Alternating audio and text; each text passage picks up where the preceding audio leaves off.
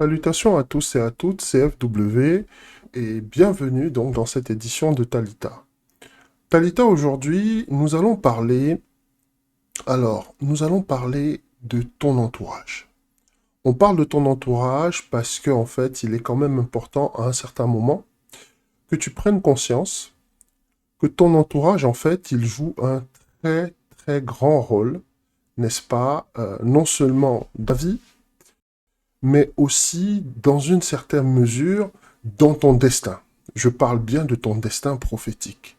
C'est-à-dire que la Bible, elle nous enseigne que les bonnes mœurs peuvent être corrompues par un mauvais entourage.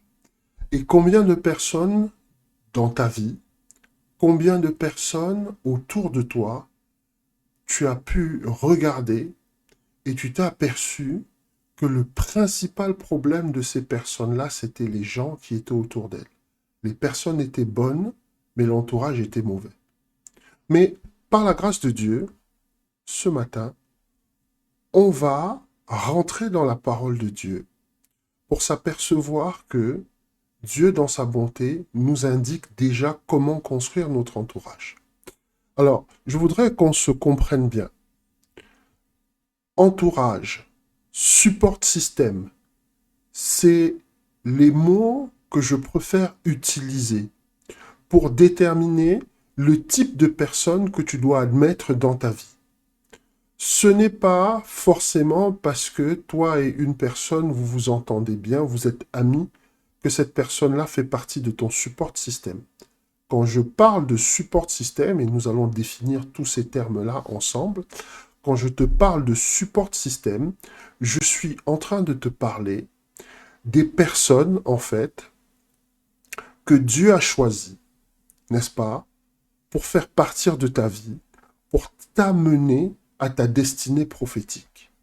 Ces personnes-là, elles peuvent être des inconnus, enfin, dans un premier temps. Ça peut être des personnes de ta famille, c'est pas obligé. Ça peut être des amis, ça peut être des connaissances. En tout cas, Dieu peut se servir de tout le monde pour faire partie de ton support système. Là où nous faisons une erreur, c'est de croire que parce que nous sommes amis avec quelqu'un, parce que nous avons des affinités pour une personne, et bien que cette personne-là doit absolument faire partie de notre support système. C'est une erreur grossière, c'est une erreur dangereuse, et la Bible même est là pour nous en dissuader. Et la question que tu dois me poser ce matin, c'est, bon, dans ce cas, comment est-ce que je fais pour construire mon support système? Eh bien, on va étudier ensemble la vie de Gédéon. On va s'apercevoir que Gédéon, c'est un modèle dans le genre. Il nous explique, d'accord, dans sa marche avec Dieu, comment est-ce qu'on doit s'entourer. Gédéon, c'est un juge dans l'histoire d'Israël. C'est un monsieur, un jeune homme qui commence sa marche avec Dieu d'une façon incroyable. Il n'a aucune envie d'être un général, il n'a aucune envie de livrer bataille, c'est même à plus d'un titre un lâche, au début en tout cas de sa marche avec Dieu. Et ce lâche, ce peureux, va devenir un des plus brillants généraux qu'Israël ait connu. Et comment il est devenu ce général-là? Pas en faisant tout et n'importe quoi, mais il avait bien compris, parce que Gédéon avait un secret. Il avait compris qu'il devait s'entourer des personnes, des bonnes personnes, si il devait réaliser le destin que Dieu avait prévu pour lui. Et donc on va l'étudier ensemble, et puis tu vas voir très rapidement que il y a plein de choses que tu dois comprendre par rapport à ta vie. On va faire une séquence whiteboard. On rentre tout de suite dans le vif du sujet parce que nous avons pas mal de choses à voir. Le secret de Gédéon. Un support système de qualité. J'insiste dessus, support système de qualité. Et c'est très très important. Choisir les bonnes personnes pour votre voyage. Alors, qu'est-ce que je pourrais te dire en introduction? Donc, l'armée de Gédéon, n'est-ce pas, que tu vois dans Juge 1 et Nous allons rentrer dans ce passage-là et nous allons le lire très attentivement. On va le décortiquer ensemble et tu vas voir que le processus de sélection des soldats que Gédéon va intégrer à son armée pour aller vaincre les Madianites est très important. On doit pouvoir s'inspirer de ça pour savoir avec qui on doit marcher. C'est un modèle pour nous et ça doit nous donner des leçons pour savoir choisir les bonnes personnes pour nous entourer.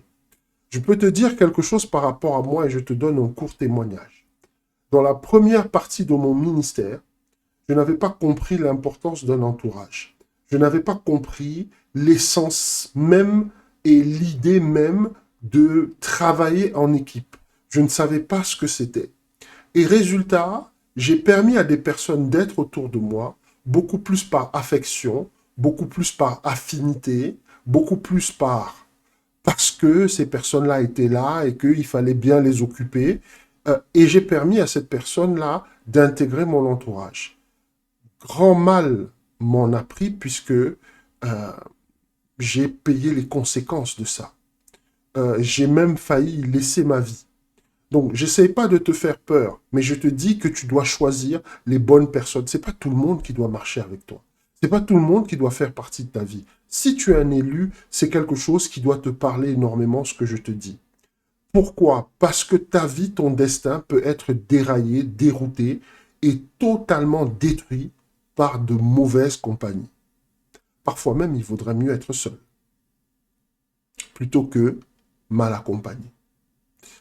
Alors, avant de rentrer dans le vif du sujet, on va définir le support system. Qu'est-ce que c'est le support system? Eh bien, c'est un mot anglais, et je vais te lire la définition en anglais, et puis on va voir en français. On te dit a network of people who provide an individual with practical or emotional support. A network of people who provide an individual with practical or emotional support. Concrètement, c'est un réseau de personnes qui apportent à une personne, d'accord, un soutien pratique ou émotionnel. Ok. Donc quand on parle de soutien, on est en train de te parler de personnes qui t'aident parce que tu as une mission. Quand on parle de soutien, on est en train de parler de personnes qui, entre guillemets, t'apportent leur concours parce qu'ils se rendent bien compte que tu ne peux pas tout faire tout seul. Donc, si déjà dans ta vie, il y a des gens qui ne savent pas que tu as une mission, il y a des gens qui ne savent pas où tu vas, ce sont d'abord des personnes avec qui tu dois cesser automatiquement de marcher.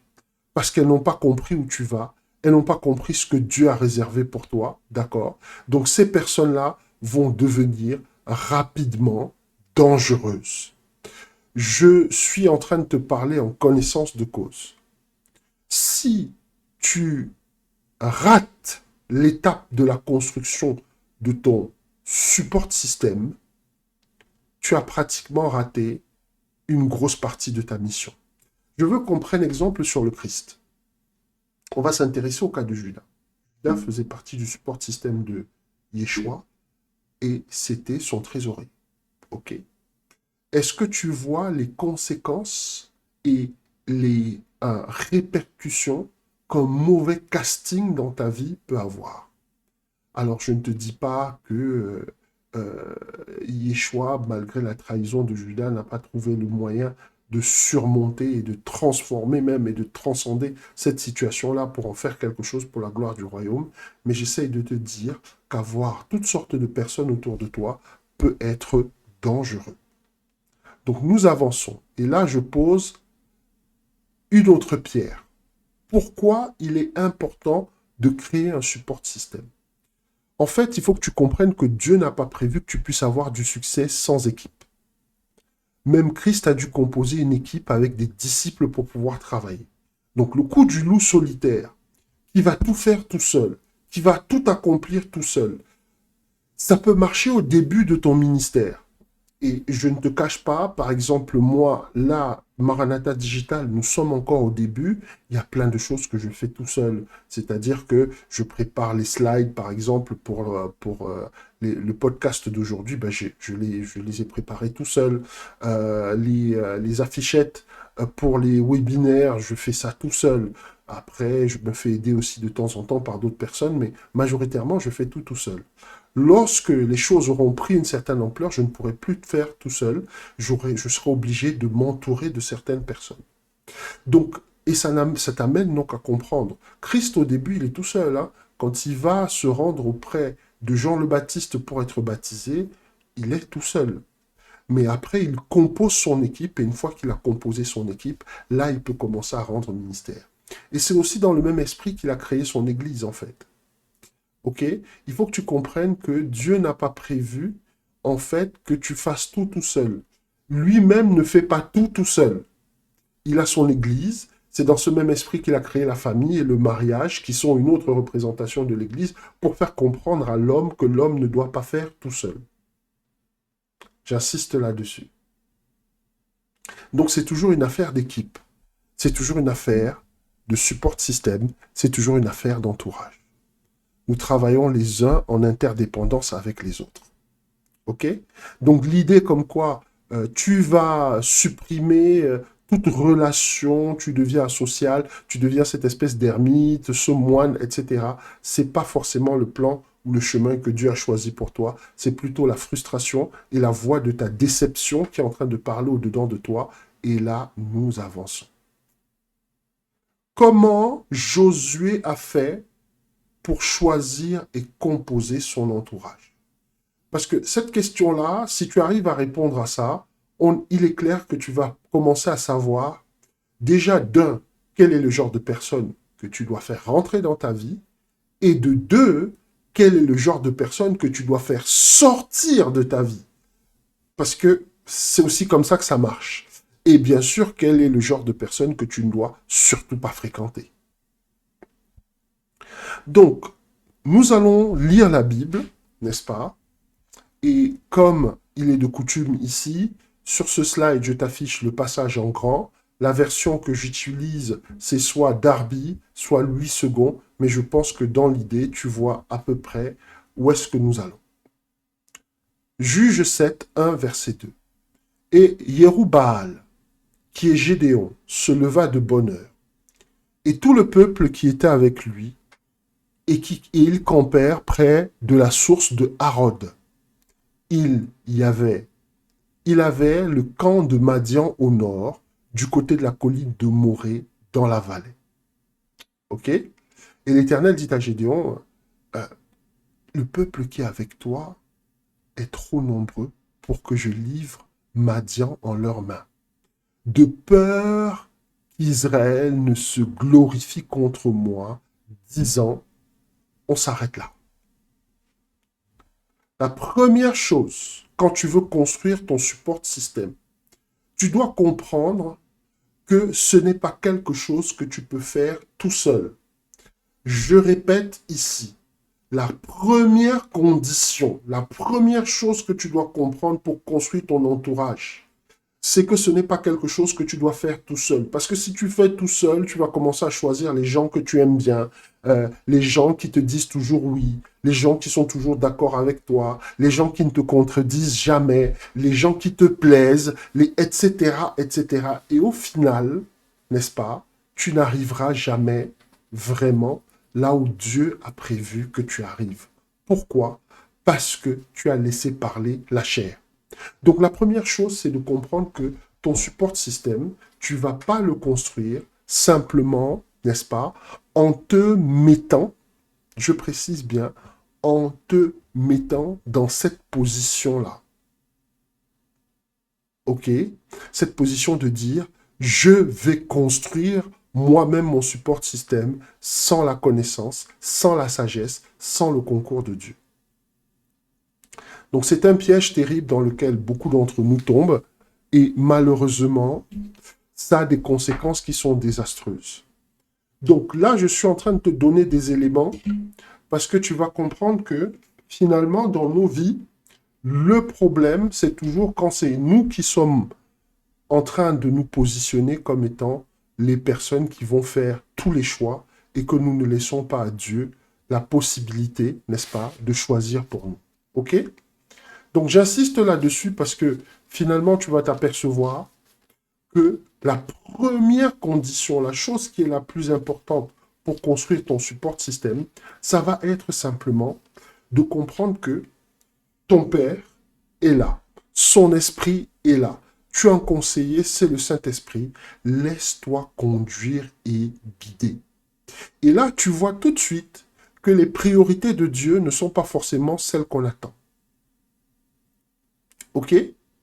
Je dis ici, Gédéon, il écoute Dieu et il apprécie la vision de Dieu. D'accord? Et il comprend tout de suite quelle est la vision de Dieu, c'est-à-dire que Dieu n'est pas dans la quantité. Je précise bien, quelle est la vision de Dieu? Dieu n'est pas dans la quantité. Ce qui est important, ce n'est pas le nombre de personnes qui constituent ton ministère. Ce qui est important, ce n'est pas le nombre de personnes qui constituent ton ministère. Yeshua n'avait que 12 disciples à la fin, parce qu'il y avait plein d'autres qui ont refusé ses enseignements en disant « Ouais, mais il est trop dur, on ne peut pas suivre, machin, etc. » et qui sont partis. Okay? Mais au final, l'homme qui a le plus bouleversé l'histoire de l'humanité par ses idées, par son message, par sa foi, par son sacrifice, eh bien, il n'a eu que 12 personnes pour changer la face du monde. J'essaye de te dire que ce n'est pas important le nombre de personnes qui croient en toi. J'essaye de te dire que ce n'est pas important le nombre de personnes qui te suivent. Qu'elles n'ont pas à être des milliers à te suivre. Tu n'as pas besoin d'avoir des milliards de followers sur YouTube ou sur Facebook, etc. pour faire un travail dans la maison de Dieu. Tu n'as pas besoin que toute ta famille commence à chanter tes louanges chaque fois que tu te lèves le matin pour comprendre que Dieu t'utilise. Dieu n'est pas dans la quantité, il est dans la qualité. Donc arrête d'attendre que les gens comprennent ce que Dieu veut faire avec toi en masse. Commence à faire. Ne t'inquiète pas, tu verras à un moment donné, ils vont finir par comprendre. J'espère que ce moment-là, ce ne sera pas trop tard, que ce ne sera pas comme dans l'histoire d'Abraham où c'est trop tard que les gens ont compris la force, la puissance et l'authenticité du ministère d'Abraham. Mais malheureusement, le déluge avait déjà commencé et les portes de l'arche étaient déjà fermées. Nous avançons.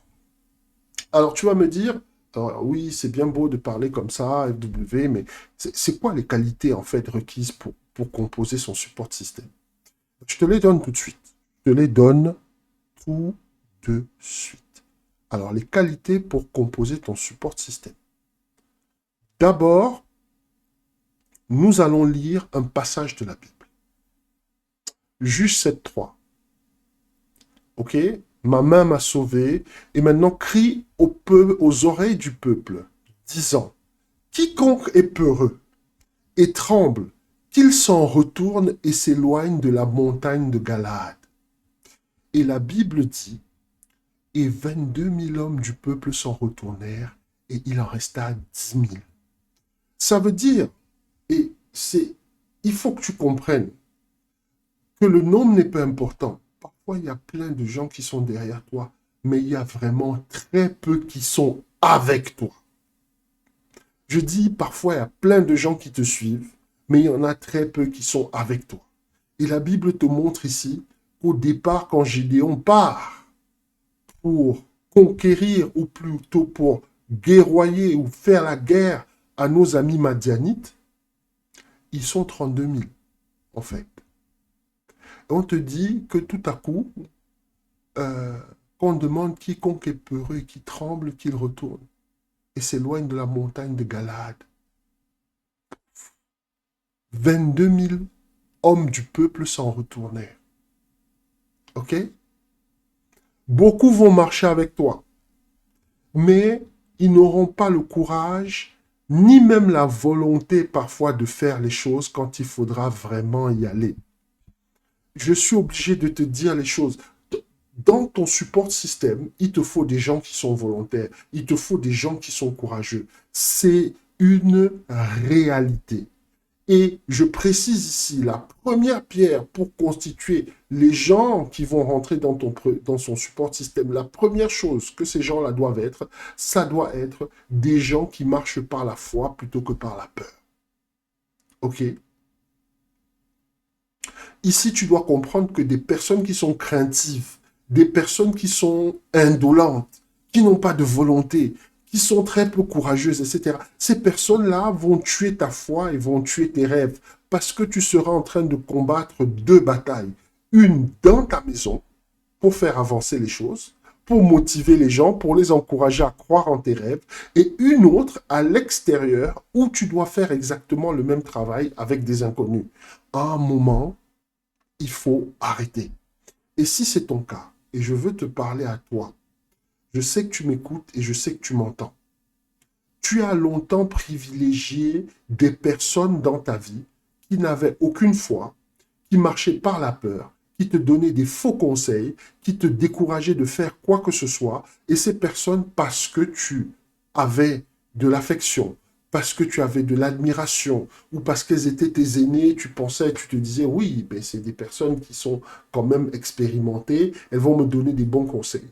L'Esprit de Dieu m'envoie te dire, il est temps que ça cesse. Il est temps que tu arrêtes de prêter oreille à toutes sortes de voix, à toutes sortes de personnes, à toutes sortes, même parfois d'institutions ou d'organismes, alors que le message que tu as reçu, il vient de Dieu. Parfois, tu sais, tu as reçu un message de Dieu, le message est puissant et Dieu te dit, oui, je veux que tu fasses ci, je veux que tu fasses ça, je veux que tu te lèves, je veux que tu lances un business, je veux que tu te lèves, je veux que tu commences une formation, je veux que tu te lèves parce que demain ou après-demain, j'ai une mission pour toi, je veux que tu ailles voir telle personne, etc., etc., etc. Et puis, tu commences à poser des questions. Par exemple, je te donne l'exemple, hein, je veux que tu commences un ministère. Ah oui, ah non, mais tu vas faire un ministère, mais vraiment, c'est n'importe quoi, parce que tu es allé demander conseil. Oui, mais c'est n'importe quoi. Comment tu vas écouter? Non, mais un ministère, déjà, pour avoir un ministère, il faut au moins avoir des diplômes en théologie, il faut avoir, etc. Toi, tu n'as pas tout ça. Comment est-ce que tu t'auto-proclames, etc., etc., etc. Tu sais, je vais te dire une vérité, quand j'ai commencé à servir Dieu, j'ai commencé à servir Dieu simplement avec mon cœur. Bien sûr, après, on est rentré, on a fait des formations, on est allé à l'école biblique, etc., etc. Mais la vérité, et ça, c'est quelque chose que tu dois comprendre, c'est que si tu laisses les diplômes te décourager, c'est-à-dire que tu te disqualifies toi-même alors que Dieu te qualifie, je ne te dis pas qu'il n'est pas important de se former. Ce que je te dis, c'est que si tu penses que ce sont des diplômes qui vont faire la qualité dans ton ministère, tu es en train de te tromper. Beaucoup de choses dans le ministère, c'est la relation que tu as avec Dieu, ton caractère et ensuite l'expérience. Je dis bien la relation que tu as avec Dieu, ton caractère, ensuite l'expérience. Le principal dans les trois, là, c'est ton caractère. Parce que si tu as un certain caractère, tu vas avoir un certain type de relation avec Dieu. Et si tu as un certain caractère, ton expérience, tu pourras la capitaliser. Donc j'insiste là-dessus parce que tu vas avoir des gens qui vont venir te dire, ah oui, mais tu veux te lancer dans l'entrepreneuriat. Ah, mais ne fais surtout pas ça. Tu sais que les entreprises, on te dit que 70% des entreprises, après 3 ans, font des dépôts de bilan. Mais tu veux faire toi aussi un dépôt de bilan, mais vous, vous êtes complètement fou. C'est la même chose avec le mariage. Ah, mais non, ne te marie pas, tu sais, 90% des mariages, 80% des couples, machin et tout se séparent après un certain nombre d'années, etc., etc., etc., etc. C'est la même chose par rapport à tout. Il est peut-être question que tu changes de ville parce que il y a une porte qui s'est ouverte. Peut-être de pays. Et on va te dire, ah, si c'est les États-Unis, on va te dire, ah, mais ne va pas aux États-Unis, là-bas, les gens se font tuer, il y a de la violence, il y a du racisme, il y a ci, il y a ça, etc. Trump, etc. Mais si c'est Dieu qui t'envoie, il va trouver un moyen pour toi de vivre là-bas et d'avoir une expérience qui soit totalement différente de celle même que les gens qui sont dans le pays font. Et je vais te donner l'expérience de Joseph. Lorsqu'on te parle de Joseph, tu vois le premier ministre d'Égypte. Mais à la base, l'Égypte, c'était pas un endroit où quelqu'un qui croit en Dieu avait besoin d'aller. Pourquoi? Parce que ben, c'était un pays où les gens passaient leur temps à adorer les anges déchus, Isis, Osiris, etc., etc., etc. Le culte que ces gens-là rendaient allait en totale contradiction avec le culte, n'est-ce pas, de Joseph. Mais il n'empêche que Joseph y allait. Et non seulement sa foi n'a pas disparu, sa foi n'a pas été détruite, sa foi n'a pas été impactée, mais Joseph a changé le destin du pays. J'essaye de te dire une chose. Quelqu'un qui est dans ton support système, si ce n'est pas quelqu'un de positif, si ce n'est pas quelqu'un qui parle bien, quand je dis parle bien, il est toujours en train de t'encourager, je te dis ouais, on va le faire et tout, et tout, et tout, et tout. Si ce n'est pas quelqu'un qui te motive, si ce n'est pas... Alors je ne te dis pas forcément que la personne doit te dire des choses que tu as envie d'entendre. La personne doit aussi pouvoir te dire aussi quand tu as fait des erreurs. Mais si ce n'est pas quelqu'un qui croit que tu peux faire quelque chose, si ce n'est pas quelqu'un qui parle le langage de la foi, écarte cette personne. Et je dis ici, la solution, évite de discuter, de parler, voire même d'entretenir dans ton entourage des personnes qui n'ont pas la foi. Ça, c'est la base. Dans ton entourage, il faut des gens qui ont la foi. OK? Et nous avançons. Je te donne Juge 7, versets 4 à 5. Et là, la Bible te dit, l'Éternel dit à Gédéon, le peuple est encore nombreux, fais-les descendre vers l'eau, et là je te les épurerai. Et il arrivera que celui dont je te dirai, celui-ci ira avec toi, celui-là ira avec toi. Et que chacun de qui je te dirai, celui-ci n'ira pas avec toi, celui-là n'ira pas. Tu vois déjà là, il y a tout le problème de notre vie. Souvent, Dieu te montre clairement que cette personne et toi, vous n'avez rien à faire ensemble.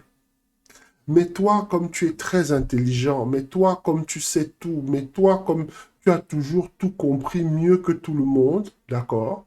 Tu te décides, tu dis à Dieu, non, tu ne connais pas cette personne mieux que moi. Moi, je la connais, etc. Ça va passer. Et ça passe pas. Et ça ne passe pas. OK? On te dit ici, et il fit descendre le peuple vers l'eau. Verset 5. Et l'Éternel dit à Gédéon, quiconque lappera l'eau avec sa langue, comme lappe le chien, tu le mettras à part. Et aussi tous ceux qui se courberont sur leurs genoux pour boire. Ok. Alors, je t'explique ici la révélation qu'il y a derrière, n'est-ce pas, les gens qui se courbent sur leurs genoux pour boire. OK? Les gens qui se courbent sur leurs genoux pour boire, tu sais, quand tu te courbes, tu es en train de te prosterner. Quand tu te prosternes, tu as la face contre terre et tu es en train de boire. Donc tu ne sais même pas ce qui se passe autour de toi. Ce sont des gens qui n'ont aucune vision. Ce sont des gens qui sont avec toi, n'est-ce pas? Et ils vont vouloir faire partie de ton entourage, pas parce qu'elles ont ta mission ou tes intérêts à cœur, mais ils sont là pour satisfaire leurs égos et leurs intérêts. En fait, un soldat ne peut pas aller boire en mettant toute sa tête, n'est-ce pas, dans la source d'eau. Si l'ennemi surgit dans ton dos, si l'ennemi apparaît, comment est-ce que ça se passe en fait? Donc j'avance sur ce slide pour te faire comprendre une chose. OK? Il te faut, pour vraiment que les gens intègrent ton support système, il va te falloir des gens qui sont vigilants, des gens qui ne perdent pas la vision. Il y a des gens qui opèrent dans le discernement, qui sont tout le temps aux aguets en train de regarder. Parce que la Bible te dit que l'ennemi rôde comme un lion rugissant, cherchant qui dévorait.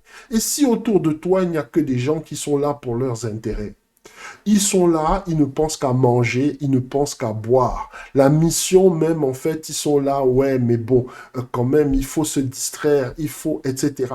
Ils ont dans ta mission une autre mission. Voilà les gens dont je parle. Et je te dis ici que les personnes qui sont spirituellement vigilantes sont la clé du succès.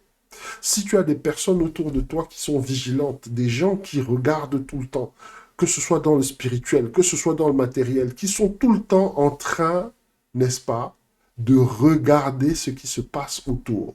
C'est les genres de personnes-là que tu dois avoir dans ton support système. Des personnes qui ont une certaine vigilance, des personnes qui ont un certain discernement. Parce que si tu n'as pas des personnes qui sont vigilantes et qui n'ont pas et qui sont pas dans le discernement, le jour où tu vas te tromper, le jour où tu vas faire une erreur, le jour où tu vas faire n'importe quoi, je te garantis une chose, je te garantis une chose. Eh bien, ce jour-là, ils vont te pousser à aller au fond de tes erreurs. Parce qu'en fait, ils ne sont pas là pour toi. Ils ne sont pas là pour toi. Je dis, ne te trompe pas, ces gens-là, ils ne sont pas là pour toi. Ils ont leurs intérêts. OK? J'essaye de te dire que dans ton support système, s'il n'y a pas des gens qui sont spirituellement aguerris, spirituellement vigilants, ces gens-là n'ont rien à faire avec toi. OK? Donc, la solution, c'est quoi? Tu dois chercher des gens qui sont alertes, qui sont perspicaces, et qui sont concentrés sur le dessein de Dieu, sur le plan de Dieu. Ce sont d'abord des personnes qui ont un culte personnel qui est établi. Voilà là où on va. Si dans ton entourage, il y a des gens qui ne prient jamais, il y a des gens qui ne jeûnent jamais, il y a des gens qui ne méditent jamais, quelle révélation tu penses que ces gens-là vont bien pouvoir avoir de ta vie qui va te permettre à toi d'anticiper les œuvres du malin? Je te dis, fais attention. Ton entourage peut changer ta vie en bien comme en mal. Arrête de traîner avec des gens qui sont seulement là en t'encourager à aller dans des restos, à passer des journées, je ne sais pas moi, à la plage. Je ne dis pas que ces choses-là sont mauvaises, mais il y a des personnes qui ont fait de ce mode de vie-là leur domaine de définition. Et si toi, tu intègres ces personnes dans ta vie, je vais te dire quelque chose. Ton culte, personnel, il va commencer à chuter. Et petit à petit, tu ne vas pas te rendre compte que tu es en train de sombrer dans un sommeil spirituel. Parce que ces gens-là sont endormis spirituellement. Et que, à leur contact, le sommeil spirituel qui est inscrit dans leur vie va commencer à s'infiltrer dans la tienne. Alors que si ce sont des guerriers, alors que si ce sont des personnes qui sont tout le temps aguerries et perspicaces et réveillées spirituellement vigilantes, ce sont des gens qui vont aussi instiller ou instiller dans ta vie cette même énergie-là. Ce côté, écoute, tu peux pas passer toute une semaine sans prier, tu peux pas passer toute une semaine sans méditer, tu peux pas passer toute une semaine sans faire de veillée de prière. Voilà de quoi il est question. Si tu veux atteindre un certain niveau, tu peux pas passer toute une semaine sans jeûner. Voilà de quoi il est question. Alors oui, il va y avoir peut-être des périodes où Dieu va te permettre de ne pas jeûner. Mais je vais te dire une chose. Tu ne peux pas atteindre un certain niveau si tu ne veux pas payer un certain prix. Et pour payer ce prix-là, il va falloir qu'il y ait des gens qui soient disposés à en faire autant. Ok. Je te donne une autre clé. Juge 7, versets 6 à 7. Et la Bible te dit, et le nombre de ceux qui la perdent dans leurs mains, en la portant à leur bouche, fut de 300 hommes. Et tout le reste du peuple se courba sur ses genoux pour boire l'eau. Tu vois, tout à l'heure, là, on était resté à une dizaine de milliers d'hommes, n'est-ce pas? Est-ce que tu peux imaginer la déception que Gédéon a pu avoir? Quand il a constaté qu'on est parti au départ, on était 23 ou 32 000. Des 32 000, on est passé à 10 000. De 10 000, on est à 300. Mais en fait, on va être combien pour faire cette guerre? Je pense qu'à un moment donné,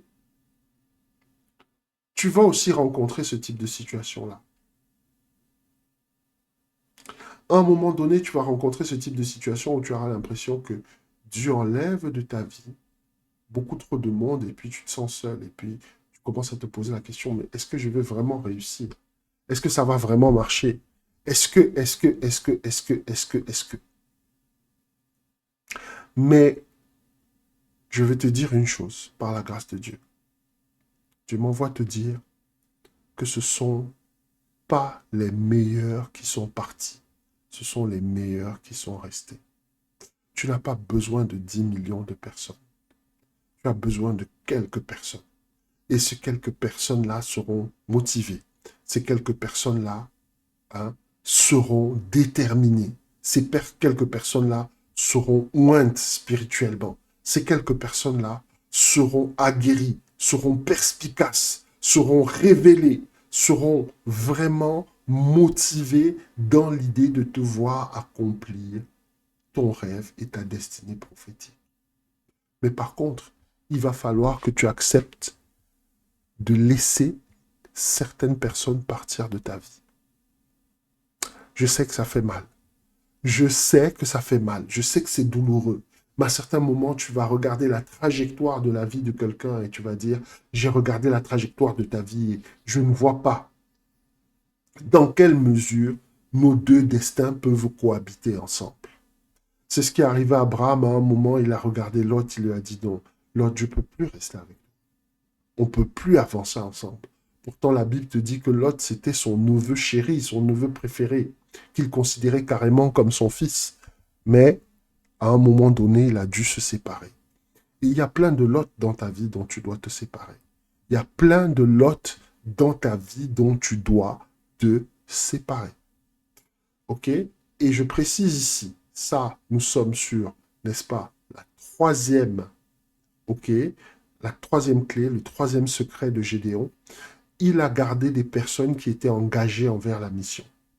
De quoi je suis en train de te parler? Je te parle de loyauté. Je te parle de dévouement. OK? Il faut t'entourer de ceux qui sont alignés avec la mission de Dieu pour non seulement ta vie, mais aussi pour leur vie. Je répète, si quelqu'un est avec toi et que cette personne-là n'est pas consciente que Dieu a un plan non seulement pour sa vie, mais aussi pour ta vie, et que pendant un moment ou pendant une saison, vos deux vies doivent cohabiter ensemble, sache bien une chose. Je répète, sache bien une chose. Ces personnes-là n'ont rien à faire dans ta vie. Il y a des gens qui n'ont aucun but dans leur vie. Il y a des gens qui n'ont aucun but dans leur vie. Oui, vous faites la fête ensemble. Oui, vous passez du temps ensemble. Mais quand tu discutes avec la personne n'a aucun but dans sa vie. La personne n'a aucune passion. La personne n'a véritablement aucun drive.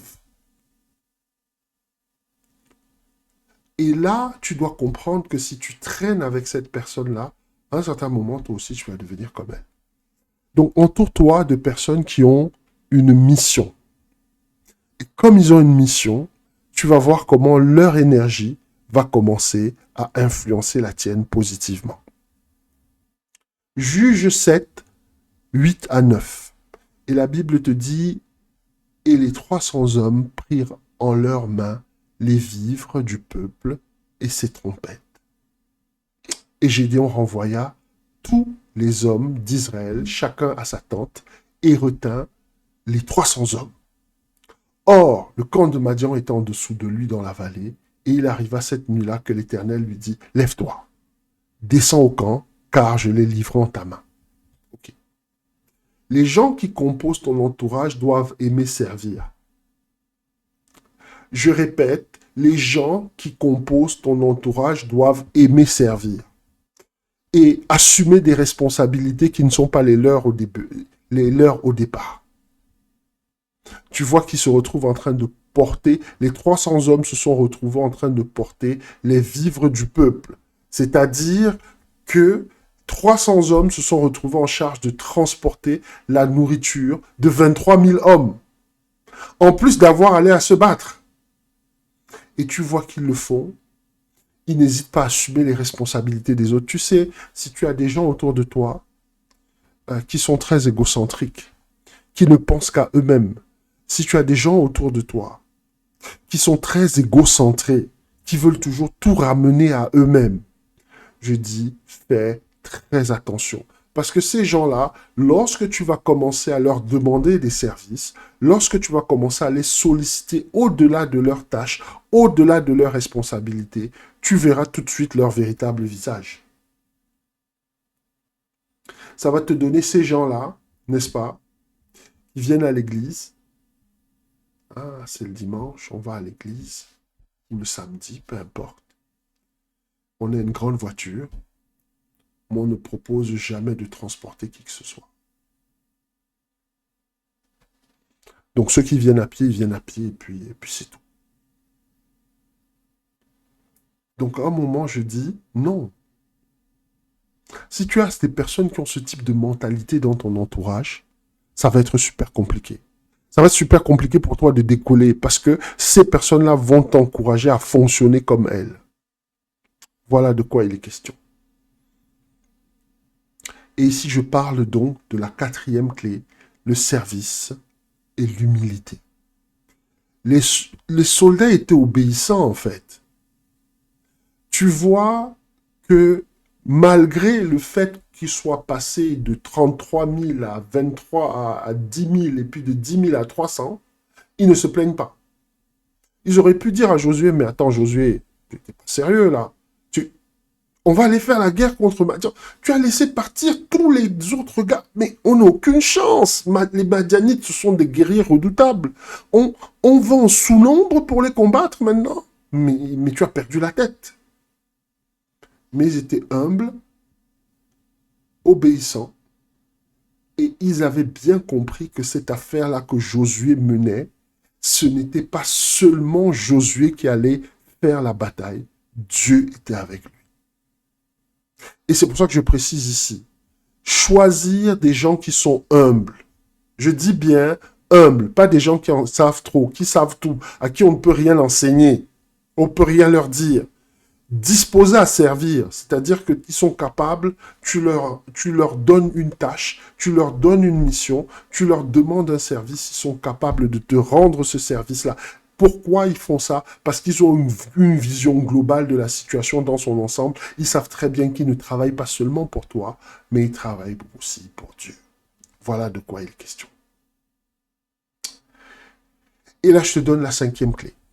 La cinquième clé, c'est la force spirituelle. Ok? La force spirituelle, c'est ce qui caractérise en fait les soldats qui ont suivi Josué. Je te dis ici, les 300 étaient audacieux, courageux et comptaient sur Dieu, pas sur Gédéon pour gagner la bataille. Aucun des 300 n'a contesté les choix de Gédéon. La force spirituelle, c'est ce qui va donner le pouvoir à ton support système d'affronter les défis avec courage. Pas ton charisme, pas ton éloquence, pas ton argent, pas je ne sais pas ce que Dieu t'a donné pour accomplir ta destinée prophétique. Ok? Oui, j'en profite pour en placer une sur ce sujet-là. Quand tu vois quelqu'un avec de l'argent, c'est parce que Dieu lui a donné une mission qu'il doit exécuter avec cet argent. Et nous n'avons pas tous la même mission, donc on n'a pas toujours tous autant besoin d'en avoir autant. En d'autres termes, tout le monde n'est pas fait pour être milliardaire. Je le dis ici parce que l'évangile de prospérité a fait en sorte que tout le monde croit qu'on est tous appelés à être milliardaires et ce n'est pas le cas. Donc il faut que tu aies des gens qui ont une force spirituelle. Quand j'en parle de force spirituelle, je suis en train de parler de personnes qui ont un culte personnel solide et qui ont une forte relation avec l'esprit. Si tu n'as pas ce genre de personnes dans ton entourage, ça ne vaut pas la peine. Ça ne vaut pas la peine. Ton destin, ta destinée prophétique là, tu ne vas jamais l'atteindre. Ne te dis pas un seul moment que tu peux réussir à l'atteindre en ayant autour de toi des gens aussi négatifs. Et je vais te dire la vérité. Christ, normalement, il y a quelque chose qui me parle toujours avec son ministère. La question que je me pose, c'est pourquoi tous ses frères, il avait de nombreux frères. Pourquoi tous ses frères ne l'ont pas suivi dans son ministère? Pourquoi son père ne l'a pas suivi dans son ministère? Pourquoi même sa mère n'est pas présente dans son... Puisque quand même c'est à elle que l'ange Gabriel a parlé. J'essaye de te faire comprendre que à certains moments, il faut bien comprendre que tout le monde ne peut pas te suivre. Et je ne suis pas en train de te dire que Marie n'avait pas une relation solide avec le Saint-Esprit, mais ce n'était tout simplement pas la personne que Dieu avait prévue pour être disciple. On aurait pu s'attendre à ce que ce soit elle la première disciple. C'est ce que je suis en train de te dire. Elle a vu le Christ grandir. Elle a vu les miracles qu'il fait. Parce que beaucoup de gens sont persuadés que les noces de Cana, c'est le premier miracle de Christ. Moi, je suis convaincu que c'est le premier miracle de Christ qui a été répertorié. Il a dû faire des sacrées choses avant. De telle sorte que quand le vin commence à manquer dans les noces, sa mère dit aux gens, non, non, mais faites tout ce qu'il vous dira. Parce qu'elle sait de quoi il est capable. Donc ça veut dire qu'elle a déjà vu ce gars faire des choses avant. Mais pourquoi Marie n'est pas le premier disciple? C'est la question que je te pose. C'est parce que tout le monde ne peut pas faire partie de ta vie et de ton destin prophétique, même si c'est ta mère, même si c'est ton père, même si c'est ton frère, même si c'est ta sœur. Voilà de quoi il est question. Donc, il y a des points qui sont très importants ici à retenir. Je te donne les 5 qualités rédemptrices ou encore 5 qualités importantes pour ton support système. Tu les choisis par la foi. Tu choisis des gens de foi. Tu choisis des gens qui ont la vigilance et le discernement. Tu choisis des gens qui sont engagés envers la mission. En mission vers Dieu, en mission pour toi, mais aussi en mission pour eux-mêmes. Des gens qui sont humbles et qui sont serviables. N'aie pas autour de toi des gens où parfois même tu as peur de leur dire « fais ceci pour moi ». Et tu dois avoir des gens qui ont une certaine force spirituelle. On en a parlé là tout à l'heure. Voilà de quoi il est question. Si tu es cette personne, tu as envie de construire ton entourage, tu as envie de servir Dieu, tu as une destinée prophétique, tu as un endroit où Dieu t'emmène. Ce que je pourrais te dire en conclusion, c'est que tout comme Dieu a choisi l'armée de Gédéon, toi aussi tu dois affiner tes relations. Tu ne peux pas être l'ami public numéro 1. Tu dois choisir judicieusement. Quand je dis choisir judicieusement, c'est-à-dire que tu te rapproches de Dieu pour déterminer qui doit rester et qui doit partir. Tu dois mettre ton entourage à l'épreuve de ton analyse, à l'épreuve de Dieu, à l'épreuve de ta mission, à l'épreuve de tes rêves, pour savoir s'il peut faire partir de ton support système.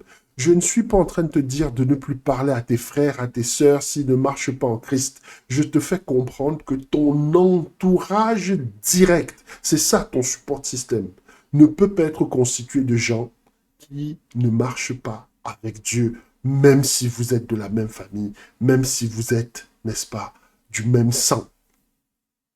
Vous pouvez faire partie de la même planète, mais ne pas être dans le même monde. Voilà de quoi il est question. Donc tu dois choisir judicieusement, parce que ton entourage façonne ton destin.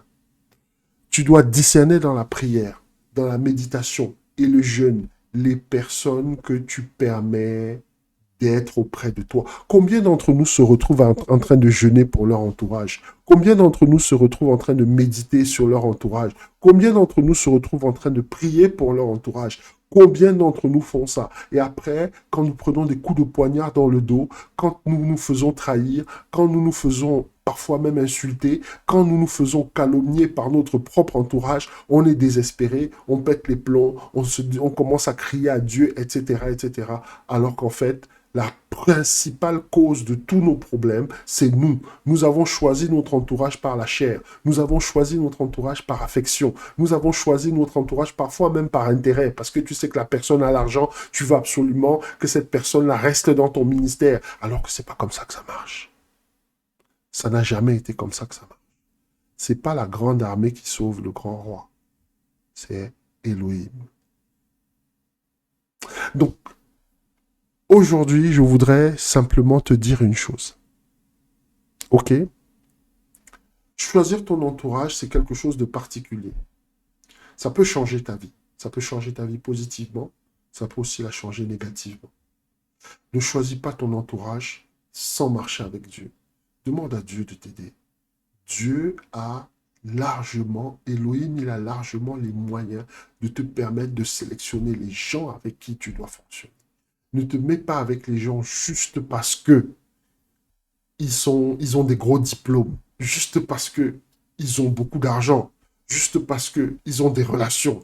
Donc il faut que je garde ces personnes-là près de moi. Non. Si tu gardes des gens près de toi, c'est parce que Dieu t'a dit, garde cette personne. Et tu verras, quand tu appliqueras ça dans ta vie, tu ne vas plus te retrouver en train d'avoir même peur de dire la vérité à quelqu'un, parce que tu te dis, oui, mais si je lui dis la vérité, peut-être que la prochaine fois que je viendrai lui demander des sous, il ne voudra pas me donner. Tu te retrouves en train d'avoir peur même parfois de contredire quelqu'un. Ah ouais, mais si je le contredis, ça va être compliqué parce que comme il a des relations, si j'ai besoin de ces relations un jour, ben, c'est normal, il va pas vouloir faire jouer son carnet de relations pour m'aider. Voilà les dynamiques dans lesquelles tu peux te retrouver quand ton entourage n'a pas été sélectionné par Dieu. Et nous avons vu en Christ qu'il a suffi que le malin influence une personne dans son entourage pour que les choses s'accélèrent. Je suis persuadé qu'avec ou sans Judas, Christ allait se retrouver sur la croix. Mais Judas accélérait le processus. Voilà ce que je pense. Mais ce n'est que mon point de vue. Donc c'est là-dessus qu'on va se quitter aujourd'hui. Si tu avais du mal à savoir quelles sont les personnes que tu dois retenir dans ta vie et celles que tu dois laisser partir, j'espère que cette vidéo, elle a répondu à tes questions. Si tu avais des craintes par rapport à la façon dont tu dois construire ton entourage, tu ne sais pas trop par où commencer, j'espère que cette vidéo y a répondu. Nous aurons peut-être une autre vidéo là-dessus, mais dans tous les cas, avant de nous séparer, je voudrais que tu fasses cette prière. Tu vas dire, Seigneur, je te remercie et je te rends grâce. Merci de m'aider. Merci de me fortifier. Merci de me permettre de prendre conscience aujourd'hui que ma vie va changer à partir du moment où mon entourage va changer. Et mon entourage va changer à partir du moment où je vais prendre conscience que sans cet entourage-là, n'est-ce pas, sans cet entourage-là, totalement choisi par toi, je n'ai aucune chance d'accomplir ma mission. Merci d'avoir vraiment pitié de moi pour me montrer les personnes qui doivent faire partie de mon support système, de sorte que je ne me fourvoie pas, de sorte que je ne me trompe pas, et de sorte que ce support système-là soit le mieux que je puisse avoir pour réaliser ma destinée prophétique. Au nom de Yeshua, j'ai prié. Amen. Voilà les amis, c'était tout pour cette édition de Talita. Avant qu'on se quitte, bien sûr, je te donne une petite annonce. Je fais un peu de promo. C'est le webinaire de ce mois-ci, le webinaire de février. Comment rencontrer son moi intérieur. Rencontrer son moi intérieur, on est en train de parler rencontrer son esprit. Rencontrer son esprit, on s'est basé sur ce passage dans la Bible qui te dit que l'esprit du prophète est soumis au prophète. Voilà de quoi il est question. Et nous allons partager là-dessus parce qu'il est important que certains rencontrent leur esprit. Tu ne peux pas être un prophète et ne pas savoir soumettre ton esprit. Pour soumettre ton esprit, il faut le rencontrer. Il faut savoir comment il fonctionne, comment il se déclenche. Il y a pas mal de choses que nous avons négligé en termes de relation avec notre esprit, qui fait en sorte que notre foi oscille, qu'on soit toujours en train de faire le yo-yo au niveau de la foi. Mais par la grâce de Dieu, Dieu m'envoie aujourd'hui pour te transmettre ce message-là, parce qu'il est temps que ta vie change. Voilà, donc si tu es motivé et si tu es intéressé par ce webinaire, bah, n'hésite pas. Tu as la petite banderole qui est en train de passer là, avec les réservations maranatadigital.org/webinar. Tu prends ta place et on se retrouve le 27, c'est la semaine prochaine, c'est jeudi, pour un webinaire incroyable. Dernière chose avec toi, comme tu as pu le constater, j'ai placé là ce petit QR code. Si tu veux soutenir ce ministère, tu as la possibilité de faire une donation. Et bien sûr, dans le lien, le descriptif de la vidéo, il y aura aussi un lien pour pouvoir faire une donation. Voilà, c'est tout pour cette édition de Talita.